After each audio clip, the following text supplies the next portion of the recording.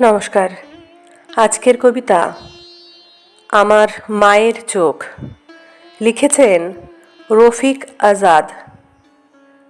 আমার পিঠের ঠিক মাঝখানে সর্বক্ষণ আমি অশ্রুজলে ভেজা দুটি চোখ টের পাই। চোখ দুটি আমার মায়ের।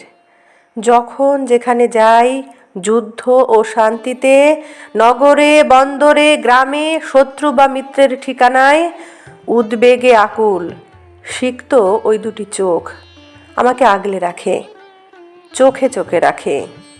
আমার মায়ের ভয় তার এই বিহবল বালক কখন কি করে বসে, না জেনে না শুনে এই অচেনা নগরে। সর্বদাই ভয়ে ভয়ে থাকে ভীরু মায়ের হৃদয়।